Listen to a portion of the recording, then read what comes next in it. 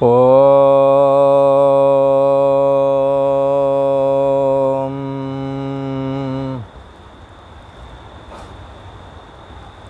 श्री योग वासिष्ठ के स्थिति प्रकरण में श्री वशिष्ठ जी महाराज बोले, हे राम जी, जैसे सूर्य की किरणों में 30 रेणु होते हैं।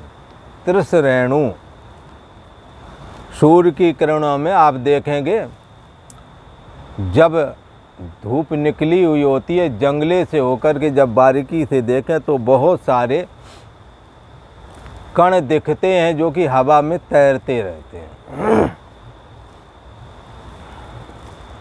वो क्या हैं? ये 30 रेणु कहलाते हैं। तो सूर्य की किरणों में 30 रेणु जैसे भाषित होते हैं, तो वो कितने हैं इनकी संख्या कोई नहीं कर सकता। उनकी संख्या को कहा नहीं जा सकता है राम जी। यदि कोई ऐसा समर्थ भी हो कि उनकी संख्या भी कर ले कि भाई इतने नहीं इतने हैं, परंतु हे राम जी, 30 रेणु की तो गिनती कर सकता है, परंतु ब्रह्म तत्व में जो सृष्टियाँ फुरती हैं उनकी संख्या वह भी न कर सकेगा। हर किसी के अंदर सृष्टि फुर रही है। आपका स्वप्न अलग चल रहा है और सपने में जो लोग बैठ रहे हैं वो अलग अपना कर रहे हैं। कितना है वहाँ पर वृत्ति बिखर रही है, कुछ पता नहीं। आप मनोराज कर रहे हैं, बैठे हैं पर मनोराज कर रहे हैं, वो सृष्टि अलग चल रही है। जरा सी झपकी आई, तंद्रा आ गई, सपना दिखने लगा, वो अलग चल रहा है। सपने के जो धनपुत्र स्त्री आदि हैं उनमें राग द्वेष, उनको लेकर के जो कहा सुनी प्रेम मोहब्बत आदि जो व्यवहार चल रहे हैं वो अलग चल रहे हैं, वो सृष्टि अलग चल रही है उधर। हाँ, जैसे राजा जनक ने स्वप्ने, यहाँ तो राजा हैं, स्वप्न आया, स्वप्न में देखा मैं भिखारी बन गया, अब भूखा प्यासा घूम फिर रहा हूँ, खाने को कुछ नहीं रह गया। किसी तरह खिचड़ी कहीं से मांग के लाए और वो खिचड़ी खाने के लिए तैयारी कर ही रहे थे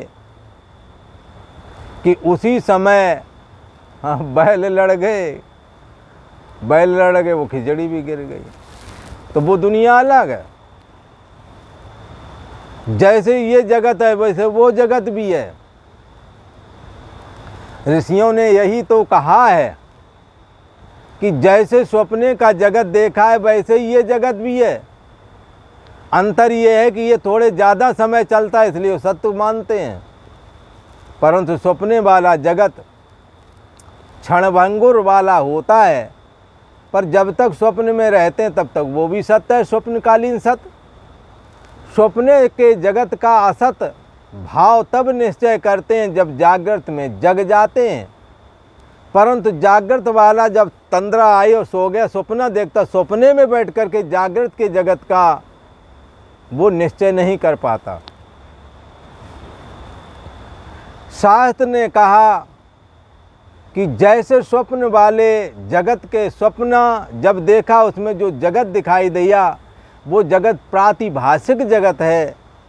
प्रातिभाषिक जगत तो स्वप्ने वाला, और ये वाला जगत कौन है? व्यवहारिक जगत। प्रातिभाषिक जगत व्यवहारिक जगत जैसा ही है। इसलिए ऐसा ना कहें कि जो जैसे प्रातिभाषिक जगत क्षणभंगुर आपने यहाँ जाग करके निश्चय किया, ऐसे ही आप स्वप्ने का विचार कर ये जगत भी क्षणभंगुर ऐसा करके धारण करें। श्री वशिष्ठ जी महाराज कहते हैं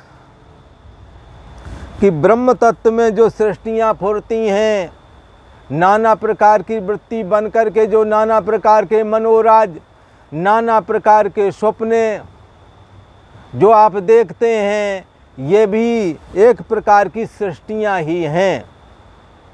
स्वप्न के अंदर जो लोग बैठे हैं वो अपना स्वप्न देखते हैं, फिर उनका स्वप्न अंत नहीं आता। इसीलिए तो कहा है कि हो सकता है सूर्य के त्रिश्रेणु की कोई गिनती कर ले, परंतु ब्रह्म तत्व में फुरने वाली ये जो सृष्टियां हैं, मन के फुरने से जो स्वप्नवत जो अथवा मनोराज्य की तरह जो ये जगत हमारे दिलो दिमाग में अथवा मन में नजर आते हैं, इनका अंत नहीं आता। कल को हम बचपने में कैसे सोचते थे, आज जवानी के मनोराज अलग हैं, अलग सपने हैं। ध्यान के अनुभव भी, स्वप्न के अनुभव, ध्यान के अनुभव लगभग एक जैसे हैं। साक्षी भास स्वप्न भी है, साक्षी भास ध्यान के दृश्य भी कहलाते हैं। मन के माध्यम से इंद्रिय के थ्रू जो बाह्य वृत्ति फूर्ति है वो आभास भास कहलाता है। पर जो साक्षी आत्मा के द्वारा सीधा सीधा जब जाना जाता है, जैसे मन से कोई वृत्ति ना उठे और मन को जब सीधा सीधा देखा जाता है, तो वो साक्षी भास कहलाता है। साक्षी के द्वारा देखा गया। जैसे तुम्हारा मनोराज दूसरा नहीं देख सकता, मनोराज में आप क्या बातचीत कर रहे हैं, कैसे बैठे, क्या कर रहे हैं, क्या प्लानिंग, ये आपको ही पता है, अर्थात साक्षी भाष्य है, सीधा चैतन्य सत्ता आत्मा के द्वारा जानने में आ रहा है। इसी प्रकार आपके द्वारा देखा गया स्वप्न भी साक्षी भाष्य ही है, कोई दूसरा नहीं देख सकता। मन के माध्यम से इंद्रिय के थ्रू नहीं वो दिखता है, बल्कि मन में जो संसार की वासना भरी पड़ी है, उसी वासना को साक्षी आत्मा अपनी चैतन्य सत्ता और सतपना दे करके एक सजीव जगत सा हो करके बना करके दिखा देती है। कौन? साक्षी आत्मा। ये किसके द्वारा जाना गया? यदि मन के माध्यम से इंद्रिय के थ्रू जाना जाता तब तो व्यवहारिक जगत का ज्ञान कहा जाता, क्योंकि व्यवहारिक जगत के लिए कहते हैं इंद्रिय सन्निकर्ष जन्य ज्ञानम प्रत्यक्षम। इंद्रियों के द्वारा जो ज्ञान होता है, दिखता है, वो प्रत्यक्ष कहलाता है, इसी को व्यवहारिक जगत कहते हैं। परंतु जहाँ इंद्रियाँ, जहाँ मन की वृत्ति ना उठे और इंद्रियों में भी ना जाए और बाह्य जगत में भी ना जाए, केवल मन तक ही आत्मा की सत्ता रहे, उस समय जो जगत दिखता है उसको साक्षी भास कहते हैं, उसको स्वप्न कहते हैं। उसमें दो ही चीज़ें होती, मन और साक्षी। व्यवहारिक अवस्था के ज्ञान में मन, चैतन्य सत्ता आत्मा मन पर प्रतिबिंबित होकर के मन के माध्यम से मन वृत्ति रूप हो जाता है, फिर इंद्रिय के माध्यम से देह और जगत रूप हो जाता है। कौन हो जाता है? ये साक्षी आत्मा ही हो जाता है, क्योंकि साक्षी आत्मा के अलावा और किसी की सत्ता नहीं है। इसलिए यह चैतन्य सत्ता आत्मा ही नाना प्रकार से स्फुरणता अपने में धारण करता हुआ देह और जगदाकार होकर के दिखने लगता है, जैसे कि स्वप्ने के समय में देह और जगत के रूप में दिख रहा था, मनोराज्य के समय में दिख रहा था। ठीक ऐसे ही ये जगत भी है। यही विद जग हरि आश्रित रही, ऐसे ही ये जगत भी है। इसलिए इसको छोड़ करके भाग करके जाने की कहीं ज़रूरत नहीं है। जहाँ है जैसे हैं विचार करें, तत्चिंतनम तत्कथनम, उसका चिंतन करें, कथन करें, उसके परायण होकर के रहें, इसी को ब्रह्माभ्यास कहा जाता है।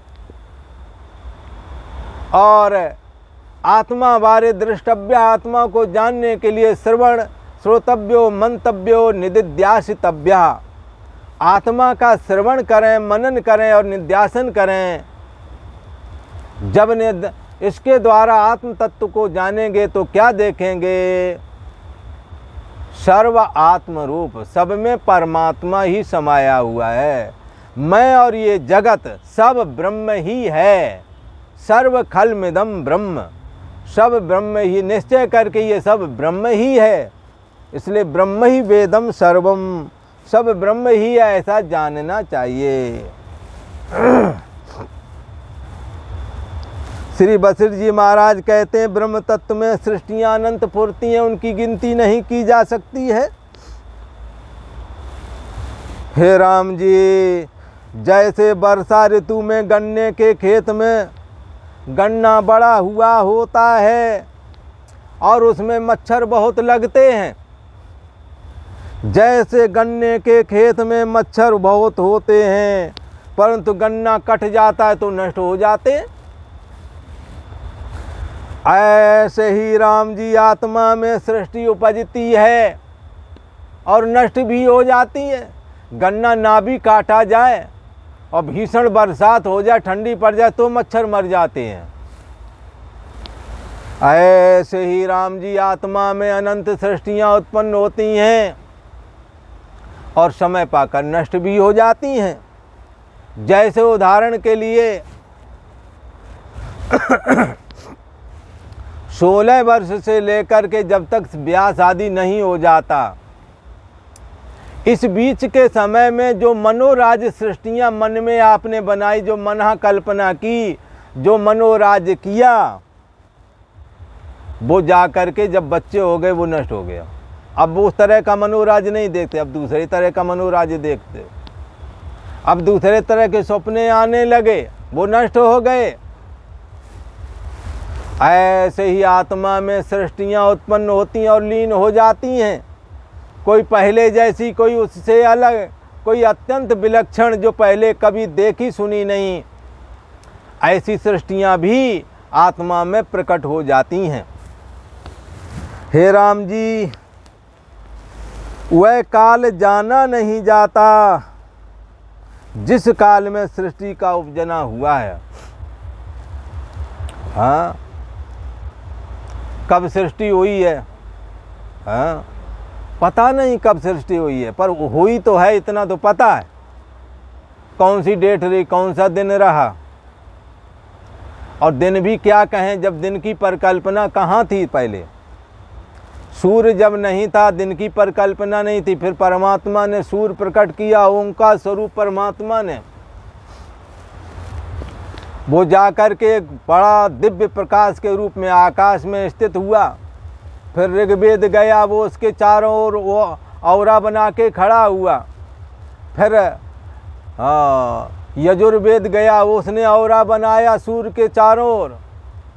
फिर उसके बाद सामवेद गया, 3 परिधि बना करके स्वयं प्रकाशमान ओंकार परमेश्वर तो थे ही, प्रकाश रूप होकर के प्रकट हुए, जिनको बाद में सूर्य हैं ये ऐसा कहा गया, ये ओंकार ही है सूर्य के रूप में।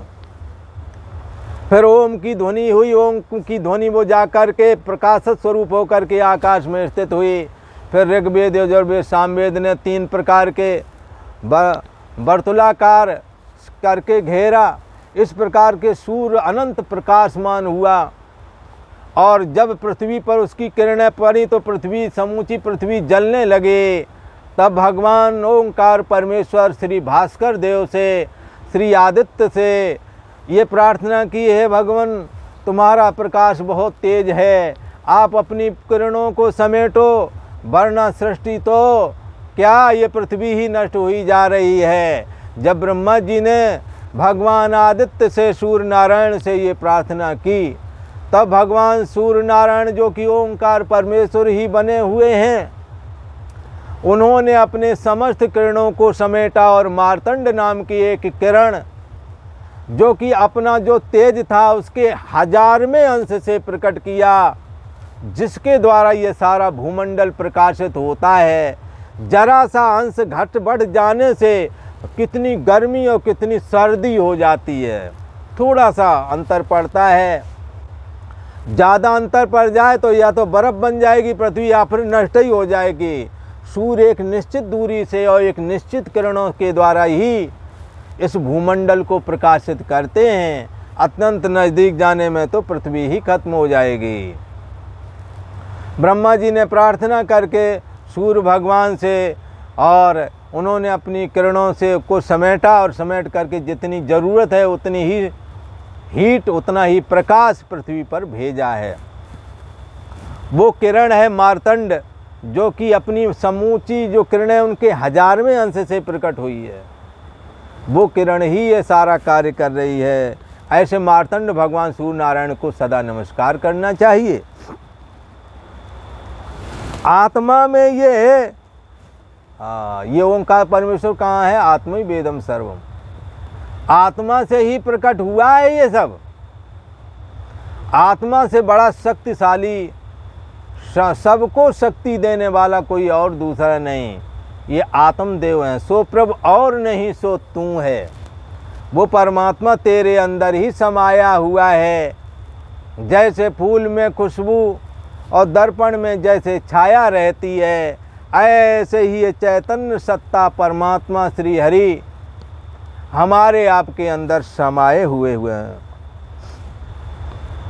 हे राम जी, सृष्टि कब हुई वो समय तो नहीं पता, पर सृष्टि उत्पन्न हुई है सबसे पहले मनु महाराज करके, मनु और शतरूपा करके हुए हैं, जिनसे सारी सृष्टि मनुष्यों की बन गई है।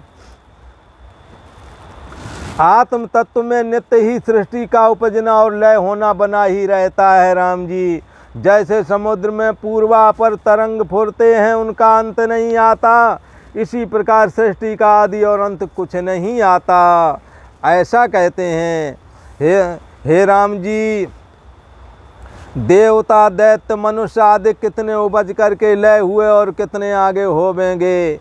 जैसे यह ब्रह्मांड ब्रह्मा से रचा गया है, तैसे ही अनेक ब्रह्मांड हो गए हैं राम जी। और जैसे अनेक घटिका एक वर्ष में व्यतीत होती है, तैसे बीते हैं। हाँ, जैसे अनेक घटिका एक वर्ष में व्यतीत होते हैं, तैसे बीते हैं। जैसे समुद्र में तरंग होते हैं, तैसे ही ब्रह्म तत्व में असंख्य जगत फुरते रहते हैं। हे राम जी, कितनी सृष्टि हो करके बीत चुकी है, कितनी अभी वर्तमान में है और कितनी आगे भी बन जाएगी। जैसे मिट्टी में घट होता है और वृक्ष में अनेक पत्ते होते हैं राम जी। हाँ, ये सब बनते और मिट जाते हैं। और जैसे जब तक समुद्र में जल है तब तक तरंग और आवर्त निवृत्त नहीं होते। ये तरंग और आवर्त समुद्र में उपजते और लय होते हैं राम जी। तैसे ही ब्रह्म में, हाँ, तैसे ही ब्रह्म चिदाकाश है। इसमें त्रिलोकी रूपी जगत उपज करके उसी में लीन होते जाते हैं। जैसे पानी से उत्पन्न होने वाला लहर पानी में ही लीन हो जाता है, इसी प्रकार से अनंत लहर फैन बुदबुदे आदि जितने भी हैं, लहर तरंग फैन बुदबुदे आदि उत्पन्न होते और लीन होते रहते हैं। ऐसे ही परमात्मा में ये जगत उत्पन्न होता है और लीन हो जाता है। हाँ, तीनों जागृत स्वप्न सुषुप्ति आदि जो 3 प्रकार का जगत है, इसका आश्रव प्रकाशक जो शुद्ध ब्रह्म है, सोहम अस्मि, वो मैं ही हूँ। ऐसा करके जब धारण करते हैं तो जीव का निर्वाण हो जाता है। आज इतना ही। ओ